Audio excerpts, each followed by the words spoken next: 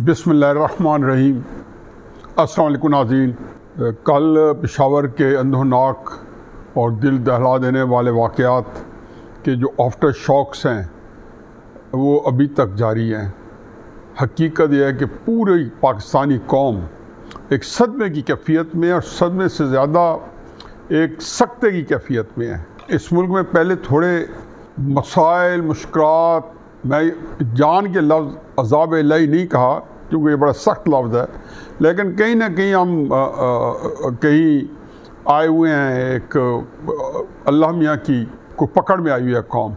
उसके ऊपर कल का वाक़या, बहरहाल वज़ीर आज़म ने उसके पे एक आज बड़ा बयान दिया है, बल्कि उन्होंने एक ट्वीट किया है और कहा है कि सियासत को पुश डाल के पहले दहशत गर्दी के ख़िलाफ़ हमें इत्तेहाद कर लेना चाहिए या उसके ख़िलाफ़ एक लाहेमल मुत्तफ़िक़ा तौर बनाना चाहिए। मेरा ख़्याल में जिनसे वो मुखातिब हैं तो वहाँ पे कलाम नर्म नाज़िक बेअसर, ये कोई नवाज़ शरीफ साहब की हुकूमत तो नहीं है कि वो दिल जमई से वो बैठे, उन्होंने लोगों को बुलाया और फिर उस वक़्त चूँकि इमरान खान साहब के जो मेंटोर्स थे राहील शरीफ साहब और जो उनको ले कर आए थे कंटेनर के ऊपर, उनके लिए अपने लिए बड़ी एम्बेरसमेंट थी।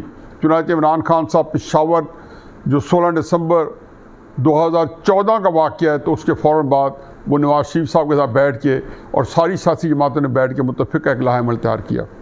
बारह वो माहौल नहीं है उनको, तो वो पड़ी है कि इसके दौरान में मैं कल शौकत यूसुफ़ज़ई का बयान और सारे तहरीक इंसाफ के जो अकाबरीन है उनका बयान पढ़ रहा था, जो KP के हैं और दूसरे तीसरे, कि जी देखें जी बड़े हालात ख़राब हो गए। इनको शर्म आनी चाहिए कि अभी पिछले महीने KP की हुकूमत कायम थी कि जहाँ बन्नू के अंदर पूरा उन्होंने कब्ज़ा कर लिया एक सिक्योरिटी का इलाका और दहशतगर्द जो है उनके 2.5 दिन जो है उन्होंने वहाँ पे हौसले रखा। वहाँ की पुलिस जो थी उसकी इंतज़ामिया जो थी वो KP का वज़ीर आला था महमूद खान, और फिर कितने वाक़यात का तसलसल चल रहा है।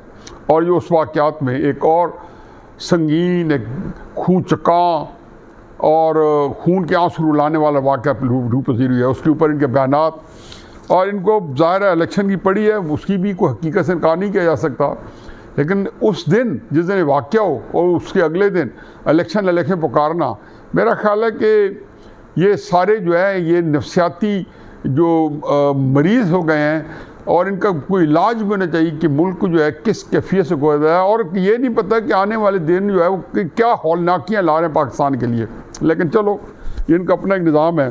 ख़बर आज की जो एक और है बड़ी, वो भी तकलीफ़ दे है, और वो है कि 2022 की रिपोर्ट जो है ट्रांसपेरेंसी इंटरनेशनल ने वो आज पब्लिश कर दिया है।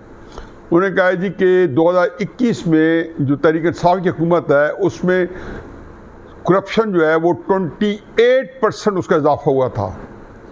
यानी कि वो छोड़ के गए थे मुस्लिम नून जो है वो 2017 के अंदर जो है 116 पे ले आए थे, और वो कोई 23 पॉइंट कम करके 139 से 2013 में 139 थी और 2017 में 4 साल के अंदर करप्शन इंडेक्स है वो 116 पे लेके आए थे।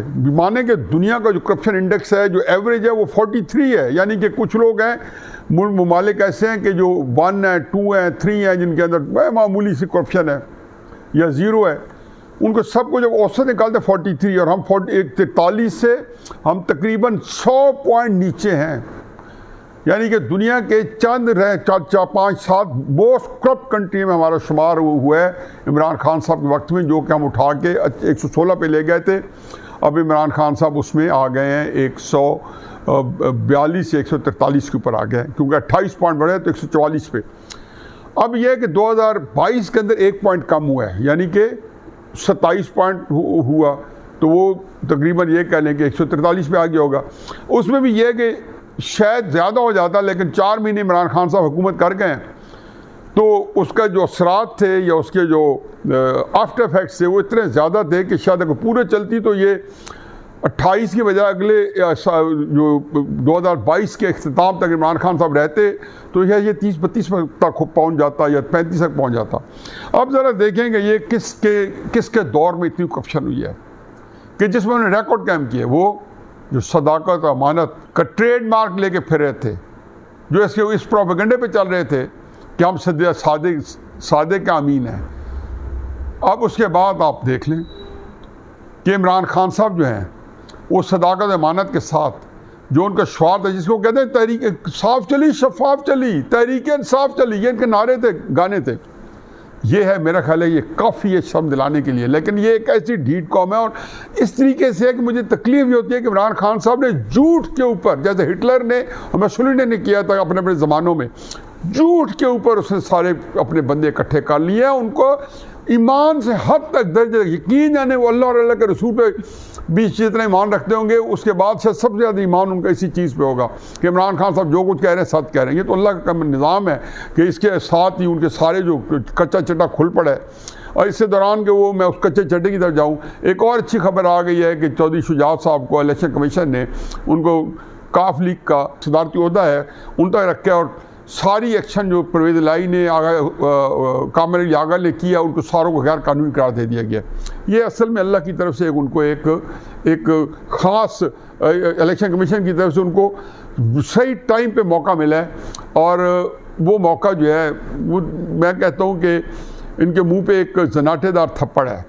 अब वो पता नहीं तहरीक इंसाफ के साथ जो जम करने लगे थे काफ लीग को, वो प्रोजेक्ट क्या होगा। अब बाजार है कि इनफादी तौर पर ये 5, 10, 15 बंदे टिकट्स ले लेंगे और तहरीक इंसाफ के अंदर मज़ीद दलील ख्वार होने के लिए रह जाएंगे। अभी तो वो देखें कोई थोड़ा प्रेशर था और आज भी रो रहे हैं कि हमारे साथ इमरान खान साहब ने ज़्यादती को गालियाँ देते हैं प्राइवेट महफलों में इमरान खान साहब को, परवेज़ इलाही साहब क्या इस पर उसको कहते हैं वो कौल परवेज़ इलाही साहब के पागल आदमी हैं और वो वारा क्या कहते हैं, ये अकल से अंधा है, ये इसको फारिग है और ये जो है बिल्कुल खुदगर्ज आदमी है। सारी बातें चौधरी परवेज़ इलाही साहब के मुँह से आजकल निकल रही हैं प्राइवेट महफलों में। अब लेकिन जो चीज़ है कि जो मैं कह रहा हूँ कि इमरान खान साहब की सदाकत अमानत, उसका असल में आज तो 2 केसेस थे। एक था तोशाखाना का जो सेशन कोर्ट में चल रहा है, उसका भी 7 फरवरी को जज ने तारीख डाली है और साथ इमरान खान साहब की प्रेजेंस जो है यकीनी बनाई। उसने कहा जी कुछ भी हो जाए इमरान खान साहब हर सूरत में आएंगे, वगरना ज़मानत मनसूख हो जाएगी। और आधी तौर पर उनकी ज़मानत जो है 20,000 रुपये के बच्चों को अगेंस्ट एक्सटेंड कर दी गई है। दूसरी तरफ एक जो है ममनुआ पार्टी फंडिंग का केस है, वो भी अदालत में चल रहा है। उसके लिए भी चूँकि इलेक्शन कमीशन ने उनके जो उसकी ज़मानत उन्होंने ली है सेशन कोर्ट से, तो उन्हें बुरी ज़मानत है। वहाँ पे भी उन्होंने यही कहा है कि हर तौर पे 13 फरवरी शायद दी है तारीख कि 13 फरवरी के इमरान खान साहब आए, उनका शायद दूसरी मंजिल पे दफ्तर है। उन्होंने कहा जी अगर नीचे आके हाजिरी लगवा जाए लेकिन उनको शख्सी तौर पर आना पड़ेगा। तो है इमरान खान साहब को 7 फरवरी को भी जाना है और 13 फरवरी को भी। लेकिन जो बात मैंने करी वो ये कि मकाफात अमल। अब देख लें कि आपने देखा था कि नवाज शरीफ साहब को कैसे वज़ीर आज़म होते हुए अदालतों को घुमाया गया था। फिर नवाज शरीफ साहब को इन्हीं अदालतों के ज़रिए, इन्हीं अदालतों के लिए 2 किरदार हैं, एक का नाम है जनरल बाजवा और दूसरे का नाम है साकिब निसार। देखिए अल्लाह का काम है कि दोनों को मुद्दत मुलाजमत भी ज़्यादा हुई, एक 6 साल और बड़े अरसे बाद चौधरी साहब के बाद कोई बंदा सुप्रीम कोर्ट का चीफ जैसे 2.5 साल रहा हो, उसने क्योंकि इन्होंने पाकिस्तान का बाजा बजाना था, ईंट से ईंट बजानी थी और इन्होंने हर वो काम करना था, खुशरूबी से तय किया। लेकिन मकाफात अमल देखें कि इमरान खान साहब उसी तरीके से अब अदालतों के चक्कर लगाएंगे, यानी कि फरवरी का महीना एक दफ़ा नहीं, उनको कई मुकदमात का सामना करना पड़ेगा। सिर्फ तोशा खाने में बात तो हुई कि इलेक्शन के अंदर मिस डिक्लेरेशन किया, इलेक्शन कमीशन ने केस किया कि मिस डिक्लेयर किया, इनको नायल किया और केस भेज दिया गया अदालत में। लेकिन उसमें जो डिक्लेरेशन के साथ साथ उनके अंदर जो डॉक्यूमेंट्स दी गई, यानी कि तोशा खाना की ख़रीदारी के लिए जो रसीदें दी गई, बाद में पता चला वो भी जाली रसीद है, उसमें भी उनके ऊपर गिरफ्त आ गई। और इसी तरीके से जो ममनुआ फंडिंग केसेस के अंदर बहुत सारी चीज़ें हैं, बैंक अकाउंट्स हैं जिनके अंदर मेरा ख्याल होगा कोई जवाब नहीं है। तो वो उसी मकाफात अमल उसी से गुजर रहे हैं कि जिसमें नवाज शरीफ साहब जो हैं वो गुजरे थे कि अदालतों की पेशियाँ, फिर ज़मानतें, फिर उसके बाद एमएनशिप से नाअहली, फिर पार्टी सदारत से नाअहली और फिर उसके बाद जेल। अल्लाह ताला, मैं बस ये ज़रूर कहूँगा कि इमरान खान साहब को हर सूरत में इंसाफ मिलना चाहिए जो नवाज शरीफ के केस में बिल्कुल नहीं रवा रखा गया, उनको नहीं दिया गया। बाकी रहनाम अल्लाह का। मेरा ख्याल है कि एक अल्लाह का अजीब निज़ाम है। जहाँ कौम मुश्किल फंसी हुई है, वहाँ पे जिन लीडरों ने, जिन लोगों ने कौम के साथ बेईमाना सलूक किया है, वारदातें की हैं, वो भी जो है किसी सूरत में मुझे उनकी बचत नज़र नहीं आ रही कि यौम हिसाब हर एक का पहुँच चुका है। वमा अलैना इल्लल बलाग।